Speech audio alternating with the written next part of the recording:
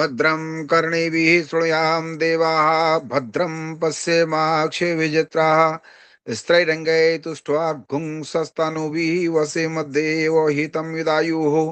ओम स्वस्ति न इंद्रो वृद्धस्रवाः स्वस्ति न पूषा विश्ववेदाः स्वस्ति नस्तार्क्ष्यो अरिष्टनेमिः स्वस्ति नो बृहस्पतिर्दधातु। ओम मूकं करोति वाचालं पंगुं लंघयते गिरिं यत्कृपातमहं वन्दे परमानन्दमाधवं। श्रीमन्महागणाधिपतये नमः। जय जय श्री सीताराम। ऐसे जय श्री कृष्णा। तो अभी तक हम क्या करें, ये मैं बार बार रिपीट करता ही हूँ क्योंकि वो चाहिए भी, रिपीटेशन उसका होना भी चाहिए कि गीता का जो मुख्य लक्ष्य ये रहा कि आप जिस भी काम में आप मौजूद हैं, जो भी कार्य आप प्रोफेशन, जिसमें भी प्रोफेशन में आप हैं, वो है कार्य करते हुए भी आप परम गति को प्राप्त हो सकते हैं। ये बहुत सुंदर बात है। ये नहीं कि हमें विशेष कोई अलग से साधना करनी है, कुछ करना है। भगवान ने कहा कि उसके अंदर भी करते हुए भी आप परम गति को प्राप्त हो सकते हैं। वो परम गति क्या है? इसमें दो रूप हैं, वो भाई हम थोड़ी देर में जिक्र करेंगे। पर हमारा वो क्या है कि सबसे बड़ा, पहली बात तो हमारा जीवन का एक लक्ष्य होना चाहिए। इसमें आप सब सहमत होंगे कि जीवन का लक्ष्य नहीं होता है भाई हम आगे बचपन से हमने पढ़ाई सीख ली, हमें जब जॉब में लगे, पर जॉब में मुझे वहां तक जाना है, तो सांसारिक लक्ष्य तो हम बना लेते हैं कि मुझे ये बनना है, मुझे जज बनना है, मुझे मजिस्ट्रेट बनना है, मैं कंपनी का प्रेसिडेंट बनना चाहूंगा, मैं ये करना चाहूंगा। वो सांसारिक लक्ष्य तो बनाने भी चाहिए, क्यों नहीं? आप उसके उसके अनुरूप काम करेंगे और उसके काम करके आप लक्ष्मी माता की जो है कृपा प्राप्त करेंगे। इसमें क्या बात है? क्योंकि जीवन के लिए, सांसारिक जीवन को जीने के लिए लक्ष्मी माता की कृपा जरूर चाहिए, इसमें कोई दो राय नहीं। तो हम कहते हैं कि भाई माया है, माया का परिभाषा मैंने बहुत अलग रखी है उस चीज के लिए। वो अभी हमारा डिस्कशन का, क्योंकि गीता में इस का टाइप का टॉपिक नहीं है, तो मैं उसको नहीं करता हूं। पर आपको माता लक्ष्मी की कृपा अवश्य चाहिए, तो वो सांसारिक लक्ष्य है। पर हमने पिछली बार एक बार जिक्र किया था कि हमारे दो लक्ष्य तो हम न भी बनाए तो भी बने हुए हैं। वो लक्ष्य क्या है? खुशी रहना, हम हमेशा प्रसन्न रहना चाहेंगे, इसमें क्या बात है कि नहीं है? और शांति, मतलब हमें शांति जरूर चाहिए। हम दिन भर भी काम कर आकर के आ गए, ठीक है हमारा काम हो गया, पर शाम को आके लगता है अरे आज शांत हो गया, आराम से थोड़ी देर तो हम बैठ जाएं, शांत होकर के बैठे। क्योंकि हमारा सिस्टम जो है पीसफुल स्टेट में जाना चाहता है, उसकी नेचर है, इनबिल्ट फीचर है उसका कि वो शांति के अंदर जाना चाहे, बिल्कुल जाना चाहता है। तो शांति के लिए हम प्रयास करते हैं कि हमारे को उस टाइम कोई भी नहीं हो, चुपचाप हम बैठे, 5 मिनट के लिए भी बैठे, पर हमें शांत, हमें अच्छा लगता है। तो ये अनडिफाइंड, मतलब नए बनाए हुए भी हमारे दो लक्ष्य हैं। सांसारिक लक्ष्य आप खुद बनाते हैं कि हम जैसे मापात्रा जी फिल्म लाइन में गए, दवा जी, और हमने कंप्यूटर इंडस्ट्री में काम किया, और अभी भी हम थोड़ा बहुत करते हैं। दवा जी अभी भी कंसल्टेंसी का काम करते हैं। कुसुम जोशी जी इन्होंने टीचिंग के अंदर रही और अभी भी हैं उसमें, उसी प्रोफेशन में। तो सबका अपना अपना लक्ष्य है, अपने अपने उसमें काम करते हैं। तो सांसारिक लक्ष्य सबको अपने आप बनाना चाहिए। हो सकता है माता पिता भी हमें गाइड करते ही हैं कि भी बेटा तू इंजीनियर बन जा, डॉक्टर बन जा, तेरी ऐसी स्किल्स हैं तो तू ऐसा काम कर। तो वो माता पिता भी हमें गाइड करते हैं तो हमें करें। पर आध्यात्मिक लक्ष्य तो आपको अपने आप ही बनाना है। हमारे शास्त्र गाइड तो करते हैं, पर वो हमें कहाँ जाना है, किस रूप में जाना है, ये लक्ष्य आपको अपना निर्धारित करना चाहिए। क्योंकि हमारा इसी जन्म में, हम जो मनुष्य जीवन में ही हम आध्यात्मिक विकास कर सकते हैं। अब पशु जीवन में होंगे, किस जीवन में होंगे, हमें मालूम नहीं कौन सा जन्म कब रहे, उसमें क्या को वो लक्ष्य थोड़ी बनते हैं। उनको तो अपने विचारों का अपने हिसाब से काम करना है, उनको तो भोग योनियां है। पर हमारी कर्म योनि है, तो कर्म योनि के अंदर हमारे लक्ष्य को हमें अपना बनाना पड़ जाता है आध्यात्मिक में। पर अध्यात्म में लक्ष्य कैसे हैं? दो प्रकार के हैं, तिवारी जी ने भी जिक्र भी किया था पहले। उसमें मुख्य रूप से एक तो है साकार रूप का दर्शन करना। हमारा एक लक्ष्य हो जाता है कि साकार रूप से प्रभु के दर्शन हो, इसमें कोई दो राय नहीं। हमारी प्रसन्नता, उसके नाम लेते ही प्रसन्नता आती है मन के अंदर, है कि नहीं है, कि प्रभु का हमारे को दर्शन हो जाए। आपने शबरी माता का आपने सुना है, वो अध्यात्म में दूसरे रूप से भी बिल्कुल उच्च उच्च कोटि की साधक थी वो, पर उसको साकार रूप के दर्शन करने दे तो रोज इंतजार करती, और एक दिन प्रभु के दर्शन उसके आश्रम में ही हुए। उसको कहीं जाना नहीं पड़ा, उसको ये मालूम था कि एक दिन आने वाले हैं, तो इंतजार कर। तो उसको जैसे गुरु ने कहा, तो उसको उसका लक्ष्य था क्या, प्रभु का दर्शन करना, उससे मिलना, बातचीत करना। और वो होने के बाद क्या किया, आप सब जानते हैं, वो अपना शरीर को ही त्याग करके उसमें चली गई, है कि नहीं है। तो वो अपना शरीर त्याग के चली गई। तो ये तो साकार रूप का दर्शन है। और दूसरा एक और लक्ष्य अध्यात्म में है, वो है आपको परम गति में जाना। क्योंकि हमारे इसके अंदर परम गति का बहुत ज्यादा, गीता में भी कई बहुत जगह इसका उल्लेख हुआ है कि परम गति में हम जाएं। तो परम गति क्या है, हमारे डिफाइन है कि वो मोक्ष है। तो मोक्ष क्या है, आज तिवारी जी ने अभी पोस्ट किया था, दो तीन बातें की कि हमारा 3 प्रकार के शरीर हैं, स्थूल, सूक्ष्म और कारण शरीर। वो गीता बहुत एक्सप्लिसिटली डिफाइन नहीं करती है, तो उसका हम किसी दिन और लेंगे। मैंने खोज करके मैंने बस समझा करा है, उसको बहुत ज्यादा टाइम नहीं लगेगा, पर हम उसको अलग से टॉपिक से लेंगे। तो वो हमारा क्या है, वो जो अगर हमें जाना है, निराकार रूप का दर्शन करना है, मोक्ष में, तो मोक्ष में पहुंच जाएंगे। पर उससे पहले एक और लेवल्स नीचे आते हैं, वो है अपने निराकार, अपने स्वरूप का दर्शन करना, आत्मदर्शन करना। साकार रूप वाले आत्मदर्शन की इतनी उनको लालसा नहीं होती है, हो जाए तो ठीक है, नहीं हो जाए तो कोई चिंता की बात नहीं है। पर उनका मुख्य रूप से क्या है, जो आत्मदर्शन करना चाहते हैं, उसके लिए मार्ग क्या है, उसके लिए मार्ग एक ही है, मुख्य रूप से ध्यान का अभ्यास है। मुख्य रूप से वो ध्यान अवस्था से ही आप जा सकते हैं, जो आत्मदर्शन के लिए आप ध्यान अवस्था के लिए, उसमें क्या है, ध्यान अवस्था में जाते जब गहरे जाएंगे, जाते जाएंगे समाधि का अनुभव होगा। समाधि के अंदर में भी कई प्रकार की समाधियां हैं, सविकल्प समाधि, निर्विकल्प समाधि। वो हमारा टॉपिक नहीं है, क्योंकि गीता उस चीज को कवर भी नहीं करती, तो हम कवर भी नहीं करेंगे। पर मैं अपने अनुभव से बता दूं कि समाधि के अंदर जाकर के आपको कहीं आत्मदर्शन होगा। वो मैंने पिछले एक बार, हमारे जो डॉक्टर साहब आए थे, अतिन भट्टाचार्य जी, मेरे घर पे आए थे, मैंने उसकी फोटो भी भेजी थी।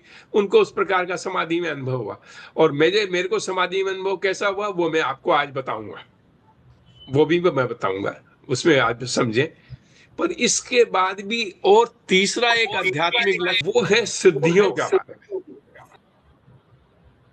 मैंने आज शुरुआत में कहा था कि महापात्रा जी को कुछ सिद्धियां हैं। वो सिद्धियां मुख्य रूप से कल्याण के रूप के अंदर जो है, उसकी साधना करी जाती है। आपने ऋषि महात्माओं को देखा होगा, वो क्या करते हैं, वो आत्मदर्शन तो कहीं आपको बहुत कम जगह मिलेगा कि उसने आत्मदर्शन के बारे में ज्यादा जिक्र आता हो उनके पास। अगर आप पढ़ें, महाभारत पढ़ें और भी शास्त्र पढ़ें, आत्मदर्शन के बारे में ज्यादा इतना नहीं है जितना उनकी सिद्धियों का। फला जगह हवन कर रहे थे, यज्ञ कर रहे थे, उसके अंदर जैसे विश्वामित्र जी ने यज्ञ करना था, राक्षस उसमें डिस्टरबेंस कर रहे थे, तो उन्होंने क्या किया,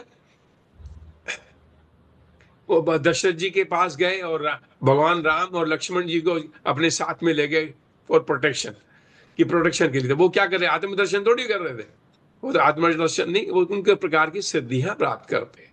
उसमें सालों लग सकते हैं, टाइम लग सकता है, वो उनकी प्रकार की है। पर आज के समय में उस प्रकार की सिद्धियां, उस लेवल की सिद्धियां, मैं ये कहूंगा बहुत ही रेयर फनामना होगा, जो मेरी नॉलेज में नहीं है कि वो इस प्रकार की सिद्धियां करते हैं। कुछ अलग लेवल की हैं जो करते हैं, जो तंत्र साधनाएं करते हैं। तंत्र साधनाएं वाले क्या करते हैं, काफी हद तक उसमें काफी सिद्धियां प्राप्त कर लेते हैं।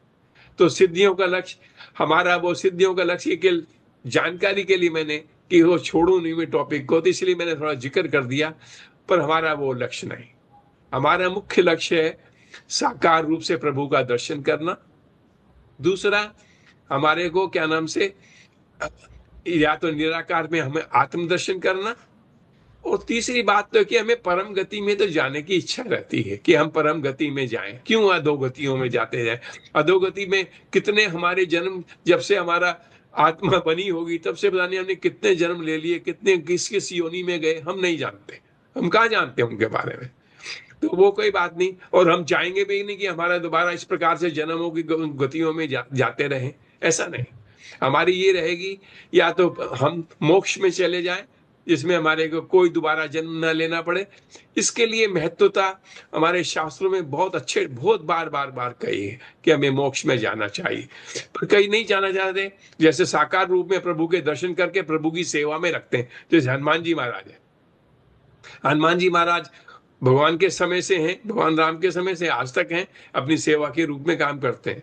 गोरखनाथ बाबा है, महाअवतार बाबा है। महाअवतार बाबा तो हमारे पायलट बाबा ने तो कहा ये कृपाचार्य जी हैं, ये महाभारत के समय से हैं, अभी तक हैं। और जो क्रिया योग के जो है मुख्य जो है कराने वाले, वो महाअवतार बाबा है। तो इस प्रकार से हमारे उद्देश्य होते हैं, उसके हिसाब से काम करना चाहिए। तो इसका मतलब ये है कि आध्यात्मिक हमारे के पास उसका वो लक्ष्य जरूर होना चाहिए और उसके अनुरूप हमें काम करें। तो फिर इसके बाद कहा कि साकार अनिकार का, इसके बारे का कि जो मार्ग, हमारे दो मार्ग हुए, साकार रूप का और निराकार रूप का। तो साकार रूप जो है वो हम विशेष रूप से दर्शन करते हैं, मिलते हैं, जब उनका वो मनुष्य रूप में मिले, किसी और थोड़ा रूप में चेंज होकर के मिले, हम करते हैं। पर निराकार रूप क्या है? एक प्रकार का रूप का मैंने पिछली बार आपको अभ्यास कराया था 5-7 मिनट के, जितना भी आपको सब कुछ दिख रहा है सब ईश्वर के अंदर है। मैंने उसको परमात्मा नहीं, परमात्मा तो आत्माओं का समूह माना, पर जो सब कुछ दिख रहा है आगे पीछे ऊपर नीचे बाएं दाएं, सब कुछ ईश्वर का ही हिस्सा है। प्रकृति के रूप में है और चेतना के रूप में। आप सब चेतना के रूप में है ना मेरे सामने, तो वो भी रूप दोनों है। तो साकार रूप का है और निराकार रूप सब जगह क्या नाम से विद्यमान है। तो ये सब हम अनुभव करें और उसके हिसाब से काम करें कि हमें किस रूप का दर्शन करना है, किस रूप में जाना है, समझना चाहिए, उसके अनुरूप काम करना चाहिए। तो गीता में इस बात में बहुत अच्छा इसका वर्णन है और सब कुछ ईश्वर है, ये हमने कर दिए। पर ये जो विद्या है ये समझना चाहिए। एक बात और विशेष आती है इसके अंदर कि जब साकार रूप का दर्शन करते हैं तो उसमें हमारा क्या है, हमारे कौन से कंपोनेंट ज्यादा काम आते हैं, हमारे शरीर के कौन से अंग काम आते हैं? वो है मन और बुद्धि। बिगर मन के आप भगवान से जुड़ नहीं पाओगे। वही मन से जुड़ना विशेष रूप से वह भक्ति का रूप में बन जाता है। उसे हम भक्ति कहते हैं। प्रभु से जो प्रेम है, प्रेम जिससे आप जुड़ोगे प्रभु से, वह हमारी भक्ति है कि नहीं? वही भक्ति का रूप है। अलग अलग ढंग से करो वो अलग चीजें बातें, पूजा पाठ करना अलग बात है, पर प्रभु से प्रेम से जुड़ना वही भक्ति है।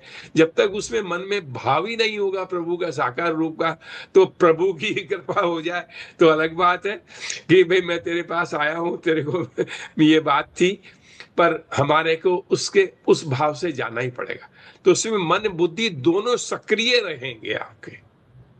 ये राज विद्या के अंदर बात आती है, चैप्टर 9 के अंदर आती है, उसमें दोनों सक्रिय रूप में करेंगे। पर जब आपको आत्मदर्शन करने जाना है, उसमें आप ये देखें मन तो बिल्कुल गायब हो जाता है। मन का उसमें कोई काम नहीं रहता है।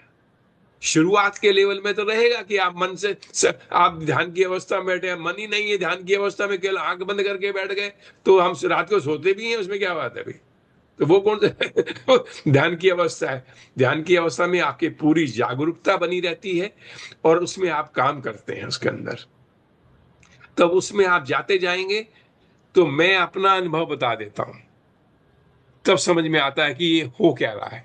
उसमें जब आप जाएंगे ध्यान अवस्था में, वो आपके विचार, मन से जो विचार आ रहे होते हैं, चित्त से बबल में आए, मन से ऊपर आगे आगे लेके आया, वो सब गिर जाते हैं। वहां कोई विचार नहीं रहता है। जब कोई विचार नहीं रहे वही ध्यान अवस्था है। ध्यान अवस्था की जो परिभाषा है मुख्य रूप से वह वही है जिसमें आपके विचार रहते ही नहीं हो, आप उस कुछ सेकंड के लिए भी गायब होंगे, वो एक अवस्था बनती है आपकी ध्यान अवस्था। अब इससे आप आगे जाएं, आगे जाएंगे तो उसमें एक आपको, मेरे को जो अनुभव में आया था, मेरी क्योंकि समाधि की कई प्रकार की अवस्थाएं हैं, तो मेरे को जो अनुभव में आया वो उसमें ऐसा होता गया जैसे कि ना यहाँ मेरा शरीर है, ना मेरे बाएं दाएं ऊपर नीचे कुछ नहीं, एकाकार, जैसे शून्य होता है, शून्य, शून्य का रूप बन गया, पूरा पूरा शून्य, कुछ भी नहीं बचा, मतलब था ही नहीं वहां पे कुछ। बुद्धि केवल इतने सी लेवल की रह गई कि जो ये देख पा रहा था, अगर वो भी न रहती तो वो ये अनुभव कौन करता? कोई नहीं करता। वो बुद्धि ही अनुभव करती है उसको, क्या नाम से, उसको माइंड ही है उसको अनुभव करता है कि वो क्या था वो, नहीं तो वो भी नहीं मालूम पड़े। वो इतना लोअर लेवल का होता है कि नाम उसका मैं का मालूम है ना, तो वो जो अद्वैत की स्थिति बनती है वैसी स्थिति बनती है वो जाकर के, कि ना मैं हूं ना ईश्वर का, सब कुछ एक बन गया, ना है ही नहीं कुछ और बचा हुआ ही नहीं है। और कुछ देर तक रहा तो मुझे अनुभव हुआ रही तो समाधि की स्टेट है, इसमें तो गुरु होना चाहिए, नहीं तो मेरा शरीर छूट करके दूसरी जगह जा सकता है और फिर मालूम नहीं वापसी में आऊंगा कि नहीं आऊंगा। तो ये जैसे ही विचार आया मैं उस समाधि से नीचे आ गया फटाक से। तो थोड़ी देर में मैंने अपनी आंखें खोल ली तो देखा हाँ ठीक ठाक हूँ, शरीर हूं मैं, यहीं में हूँ मौजूद। अब मैं बाहर हो गया। तब मैंने पायलट बाबा को, गुरु को ढूंढा, क्या नाम से वो मुझे मिले, पर उनसे सीखने का मुझे मौका नहीं मिला, वो अलग टॉपिक है, उससे गीता से उसका कोई कनेक्शन नहीं। पर अनुभव जो मैंने बताया कि जो समाधि से जाकर के निराकार आत्मदर्शन के लिए जाएंगे उसको आप ध्यान अवस्था से ही जाना पड़ेगा। तो साकार रूप, निराकार रूप, निराकार हमेशा पूरा पूरा विद्यमान आपके सामने हमेशा मौजूद है, और दर्शन के रूप में आपको आत्मदर्शन के रूप में करना पड़ेगा। और प्रभु भी निराकार रूप के, आर्य समाजियों को भगवान किस प्रकार से दर्शन कर देते होंगे, उसको निराकार के हो तो साकार मानते ही नहीं है। वो उसको भगवान राम को मर्यादा पुरुषोत्तम बोल देते हैं और कृष्ण भगवान को योगेश्वर जी बोल देते हैं। इसके बियॉन्ड का कहना उनके लिए बड़ा मुश्किल होता है उनके लिए। तो कोई बात नहीं, वो तो वो जाने। पर हमारा जो, हम साकार रूप के दर्शन करना चाहते हैं, भाई साकार रूप के दर्शन मैंने कई बार किए हैं स्वप्न में, भौतिक रूप से कब आए होंगे मुझे नहीं मालूम। तो वो तो मैंने बहुत बार किए हैं। अभी कुछ महीने पहले ही मेरे को अनुभव में आया, कुछ बोल के भी गए, वो अलग बात है, बिल्कुल वार्तालाप हुआ मेरा उनके साथ। वो मुझे अच्छा लगा। तो ऐसे अनुभव में आते हैं। तो साकार रूप की अलग बात है, इसका तो सब कुछ ईश्वर ही हम कर चुके हैं। इसके बाद एक शब्द आता है योगक्षेम। योगक्षेम में क्या है कि जो चीज आपने अभी प्राप्त नहीं करी है उसको प्राप्त करना, और जो है उसकी रक्षा करना। क्षेम मीन्स उसकी रक्षा करना। इसमें थोड़ा कंफ्यूजन लोग डालते हैं, मैं आपको अपनी अपनी परिभाषा दूंगा। योग क्षेम में कहते हैं, भगवान ने कहा कि जो भगवान का वो ध्यान रखता है, भगवान ध्यान रखते हैं। भगवान ध्यान रखते हैं, अपने हिसाब से करते हैं। मैं आपको बता दूं, वो अपने हिसाब से करते हैं। उसमें आपके कर्मों का बहुत बड़ा रोल है कि किस कर्मों से आप आए हैं, आपको क्या फल मिलना है, नहीं फल मिलना है, कब मिलना है, क्या होगा, हम नहीं जान पाते हैं। आप अपने आप को भगवान के समर्पित कर सकते हैं, पर भगवान किस प्रकार से वो काम कर रहा होता है कई बार आपको समझ में नहीं आ पाएगा। बहुत बार समझ में आएगा और कई बार समझ में नहीं आएगा वो किस प्रकार से काम कर रहा है। तो योग क्षेम में का मतलब ये नहीं कि भगवान ही आपको ला करके रोटी थाली रखे। मेरे पिताजी ने भी यही सोचा था। मेरे मेरे शादी के 1 महीने बाद उन्हें पहले डिसाइडेड था कि मैं साधु बन जाऊंगा। हरिद्वार चले गए, उन्होंने सोचा कि वहां भगवान उनको थाली लेके खाना लिए खड़ा रहेगा, कुछ नहीं हुआ। वो फिर राजस्थान चले गए, फिर राजस्थान से हम उनको वापसी घर पे लेके आए फाइनली। तो योग क्षेम को मैं इसी मार्ग में कहता हूं कि आपको पास जो नहीं प्राप्त है, भगवान का साकार रूप का दर्शन करना है, उसका हम प्रयास करें, प्रभु से प्रार्थना करें और मन से उनको चाहेंगे, तो धीरे धीरे धीरे जुड़ता जुड़ता जुड़ता जुड़ता उनके साथ प्रभु की जिस दिन कृपा होगी, वो किसी क्रिया के अधीन नहीं है, ये आगे की चैप्टर्स में भी आता है, वो हमें दर्शन हो जाएंगे जब होंगे। और आत्मदर्शन के लिए, उसके लिए तो ध्यान योग का अभ्यास करना ही चाहिए। तो माँ बात्रा जी भी कह सकते हैं, मैं मेरे से जो भी सीखना चाहें मैं कराता हूँ। मैंने दवास जी को भी सिखाया है, और क्या नाम से अभी कुछ दिन पहले मैंने जो लखनऊ में रहती है किरण पांडे जी, उनको भी मैंने थोड़ा बताया कि आप ऐसे इस अभ्यास से करें। तो वो तो है कि वो काम तो उन्होंने कहीं करना है, पर मैं तरीका मैंने बता दिया जैसे मैं करता हूँ। इसके बाद है, हमें एक बात थी कि कर्म के अंदर हमने क्या कहा था, ये बात मैं पहले ही कह चुका हूं कि हम सब कुछ जब कर रहे हो कर्म, हमें भगवान को अर्पण कर देना चाहिए। शाम के टाइम जब हम रात सोने से पहले, प्रभु मैं जितना बेस्ट कर सकता था मैं आपको अर्पित करता हूं। क्यों? वो सब कुछ जिस प्रकार से भी हुआ, भगवान की कृपा से हुआ, मेरी बुद्धि से हुआ, मन से हुआ, जैसा भी हुआ हम कर पाए, वो हम भगवान के चरणों में करके, प्रभु मैंने आज का काम पूरा किया, मैं इससे अलग होता हूं। यहां अब अकर्ता भाव आएगा। आपको क्या किया, कौन करवा रहा था?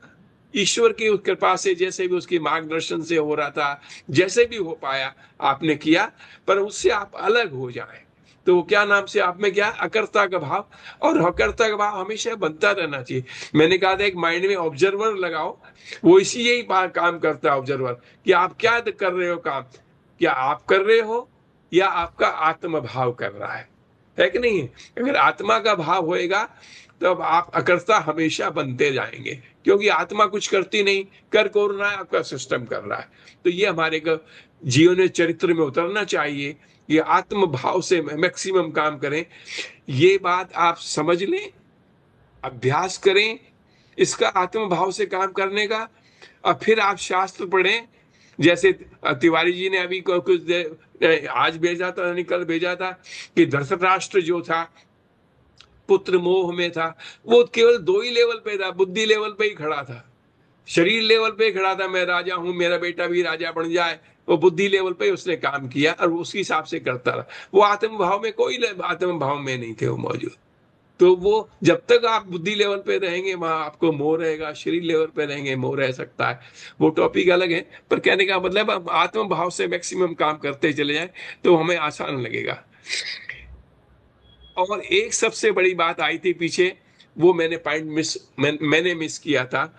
उसमें आया था कि हमारी गति अगले जन्म की, हमने इतने अच्छे कर लिया, हम खाली हो गए तो मोक्ष में चले जाएंगे। मोक्ष क्या होता है वो बाद में हम डिफाइन कर देंगे, वो कोई बड़ी बात नहीं।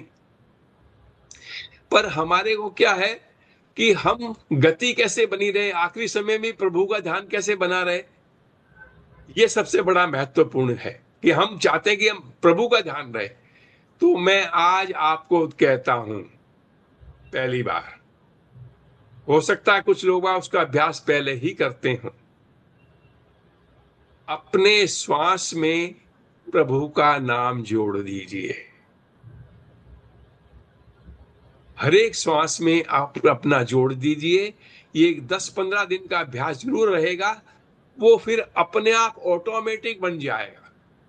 आप उठते, अब जब भी वॉच करेंगे वो नाम चलता रहेगा भगवान का।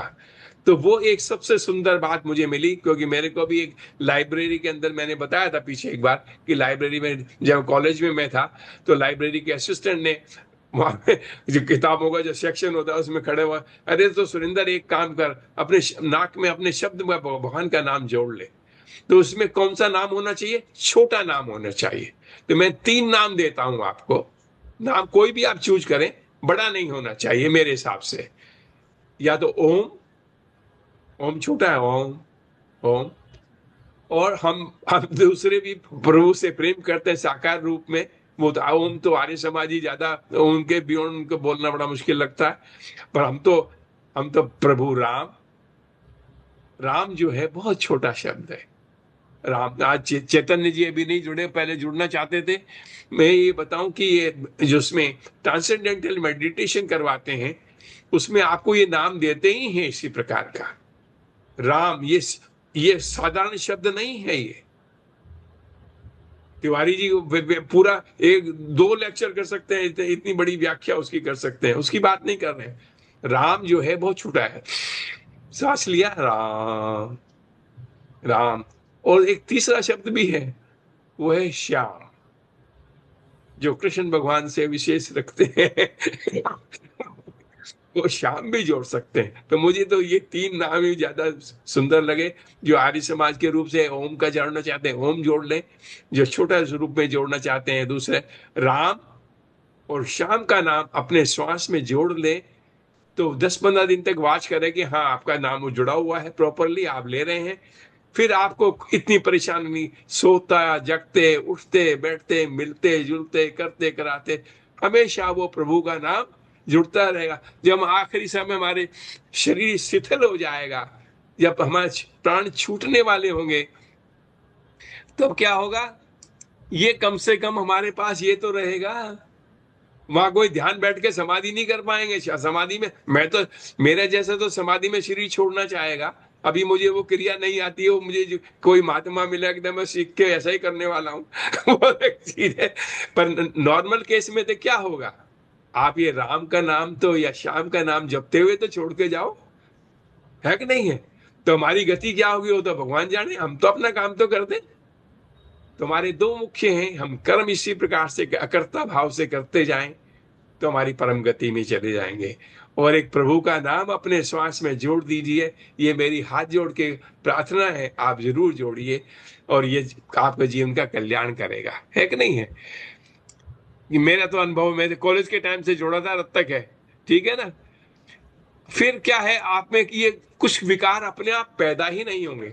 अपने आप में श्रेष्ठता का भाव, अरे सब में आत्मा, सब में प्रभु का है। हम माइंड लेवल पे सब अलग अलग जरूर हैं, पर हमारे में श्रेष्ठता कैसी? हम सब आत्म लेवल पे एक जैसे हैं। हमारे में कोई दिखावटीपन नहीं होगा। फालतू की दिखावटी किसको दिखा रहे हो? अरे उसमें भी ईश्वर है, किसको दिखा रहे हो फालतू की बातें? और अहिंसा का भाव भी अपने आप क्यों आ जाएगा?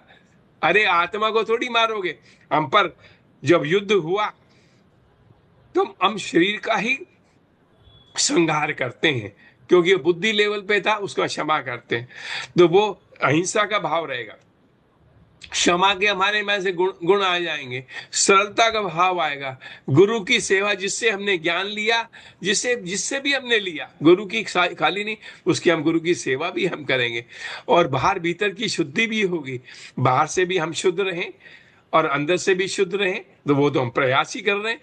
और मन का वश में होना और घमंड न होना, ऐसी चीजें हमारे में अपने आप उत्पन्न होने लगती हैं, अपने आप उत्पन्न होंगी, ये गुण हमारे में आने लगेंगे जो हमें को चाहिए। तो ये जो बातें हैं हमारे बंदे आवे। और इसके बाद जो लास्ट पॉइंट है वो है हमारा फूड कैसा होना चाहिए। मैंने कहा था कि फूड का अभ्यास करें, पर मैंने उस रोज भी बता दिया था आपको पहले ही। तो उसे भोजन क्या, भोजन आपके टेस्ट का होना चाहिए, क्योंकि मन अगर खराब हुआ तो वो आपको सेहत हेल्थ नहीं अच्छी नहीं करेगा। तो मन आपको टेस्टी भी होना चाहिए, पौष्टिक होना चाहिए। और तीसरा मुख्य बात है, जरूरत के हिसाब से खाना चाहिए। बॉडी की रिक्वायरमेंट के उससे ज्यादा बियॉन्ड नहीं जावे। वो नियंत्रण का अभ्यास करता है। मैंने नियंत्रण के अभ्यास में ये 3-4 पॉइंट कहे थे कि 4 प्रकार के गुण होने चाहिए। पौष्टिक, जरूरत के हिसाब से, और क्या नाम से पौष्टिक हो, और पाचन आपका उसके शक्ति में पूरा आना चाहिए। खाने में तो लड्डू बहुत अच्छे लग सकते हैं, पर पाचन में मुश्किल डाले, तो आपको नियंत्रित करना है। तो इस प्रकार का हमारा जीवन निकले तो हमारा सुंदर होगा। और कुछ सीखने की जरूरत भी नहीं है, मैं बताऊंगा। इसी इतने से ज्ञान से पूरा आपका चरित्र बदलता है और अपना पूरे जीवन का कल्याण कर सकते हैं। ये बात करके मैं विराम देता हूँ। जय श्री कृष्ण। अब कोई प्रश्न हो तो हम कर सकते हैं। जी, मैंने तो जप मार्ग में भी देखा हूँ, ध्यान मार्ग में भी देखा हूँ। जप में लीन हो जाते हैं, अजपा चलता है, तो अजपा होने के बाद ये सब अनुभव अपने आप होने लगता है। तो भूख प्यास सब मिट जाता है, नींद भी मिट जाता है, नींद भी नहीं होता, कई 3-4 महीना में सोया नहीं। और उस समय में ऐसे होता है, हर कहीं आपको आपका इष्ट दिखता है। आँख खोले, आपके सामने, बाहर, पीछे, नीचे, पेड़ में, जहाँ जा रहे हैं सभी में दिखता है। ये था। फिर मुझे जो ध्यान मार्ग मिला, कोई सूफी संत मिले मैनपुरी में। मैं दिल्ली से मैनपुरी जाता था उनसे ध्यान सीखने के लिए। मैंने उनको पूछने गया था, मैं शादी नहीं करना चाहता था, बॉम्बे आना नहीं चाहता था। तो वो मुझे अपना सहज मार्ग, ध्यान मार्ग बताए हो। तो उसमें चक्र का बताए, ये चक्र जो मुझे पता नहीं था कुंडलिनी क्या है, चक्र क्या है, उनका वही मार्ग था। और आप वो योग मार्ग बोल के बताए, एक योग मार्ग होता है अपना, जो योग क्षमा क्षम शब्द अभी आया, वो योग क्षमा यही से, शायद मैं, ये मेरा विचार बता रहा हूँ। एक योग मार्ग सबको नहीं मिलता, एक मार्ग मिलता है जिसमें हम ऊर्ध्व स्तर में जाते हैं। और एक स्तर ऐसे आता है जहां हम लॉस्ट हो जाते हैं, हमारे शरीर का आपा नहीं रहता है, और शरीर एक शून्य शिथिल सा हो जाता है, शरीर का क्रिया बंद हो जाता है, और वो आनंद का स्थिति एक रहता है। ये इतना, ये मैं जो अनुभव किया हूँ आपको बता दीजिए, माफ करना। महाराज अभी हमारा गीता ज्ञान के बाद आप कुछ लेक्चर्स लें और हमारे को बताएं और सिखाएं। मैं सब सवाल किया, देवादेवी है कि नहीं, गुरु जी को पूछा साक्षात में है कि नहीं, खाली मूर्ति है, फोटो है, कि साक्षात में है। बोले साक्षात में है। मैं बोला ऐसे मैं मानना नहीं चाहता हूँ, मैं देखना चाहता हूँ। सब पूजा क्या होता है, ऐसा सवाल करता है, पूजा क्या होता है, पंडित हूँ, हम तो बचपन से पूजा देखने आए, लेकिन पूजा के कुछ होता नहीं है। तो ऐसे करके चीज को धीरे धीरे धीरे आप जो सिद्धि बोल रहे हैं वो सिद्धि बोलेंगे या क्या बोलेंगे, मैं बोल नहीं सकता, लेकिन सब चीज अपने आप हो जाता है। उसके लिए कोई प्रयास करना नहीं पड़ता है। जब जब में हम लीन हो जाते हैं, तो जब से ही सब खुल जाता है, मुझे ऐसा लगा है, मेरा अनुभव यही है। लेक्चर्स दें, क्योंकि हमारे ये सत्संग रूप है, तो हमारे अभी गीता का 2-3 में पूरा हो जाएगा, फिर आप करें जितने भी लेक्चर देना चाहें। सत्संग करेंगे, ये मुझे आनंद लग रहा है। सत्संग करेंगे, मैं बहुत समय से बंद कर दिया था ये सत्संग करना या ये करना बंद कर दिया था। अभी आपके प्रेरणा से मैं फिर पहुंचे। ठीक है, बहुत बहुत धन्यवाद साहब, बहुत बहुत धन्यवाद। और किसी का कोई प्रश्न हो? विपुल जी, आपका कुछ कोई प्रश्न हो? नहीं अंकल, काफी अच्छा था सेशन, थैंक यू। चलो, कुसुम जी। नहीं, मैं तो भोजन के बस बारे में ये आपने, योग क्षेम जो आपने कहा ना कि भगवान जो है हमारी जो आवश्यकता है ना उनकी पूर्ति अपने आप ही करते रहते हैं। मुझे ऐसा लगता है, कई बार ऐसा अनुभव होता है कि ये चीज तो पहले से प्लान थी, ये होता है, बाद ये में, बात सही पहले है, हो ये सकता सही है कि कई बार हमें ऐसा लगता है कि अभी कठिनाई है, पर बाद में थोड़े समय बाद इस तरह लगता है कि अरे ये तो पहले से प्लान था इसलिए ऐसा हुआ। तो ये, है। इस बात पे मेरा पूरा भरोसा है। और जब भी कभी बहुत सुंदर, मतलब अपने जीवन बहुत में मैं सुंदर। इसे अनुभव करती हूँ। नहीं, बहुत सुंदर अनुभव है, बहुत सुंदर अनुभव है आपका। इसमें क्या बात है कि नहीं? और कोई प्रश्न नहीं तो अपन क्लोज कर सकते हैं सेशन को। भोजन का ऐसे होता है, उस समय में जब आप लीन अवस्था में हैं, कहीं से अगर खाएं तो मुंह में घाव हो जाता था मेरा, और मुझे पता चल जाता है कि ये जगह से मुझे नहीं ग्रहण करना। तो मैं अभी बहुत रेस्ट्रिक्टेड जगह में भोजन करता हूँ, जहां मेरे अंदर से आता है यहाँ से करना है तो करता हूँ। जैसे कुंभ मेला में 15 दिन रहा, मैं फलाहार में रहा।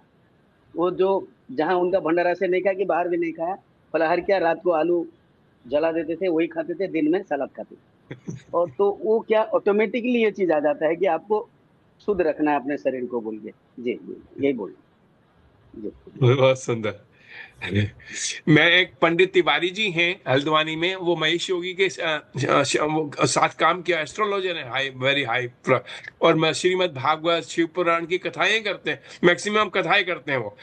तो मैंने कल उनसे बात हुई, तो वो बोले कि मेरे को एक ग्रुप में जोड़ो। मैंने कहा नहीं, पहले मेरी पहली ऑडियो सुन लो, उसके बाद मैं जोड़ूंगा। उनको मैं गेस्ट स्पीकर के रूप में बुलाऊंगा एक दिन आप लोगों के से।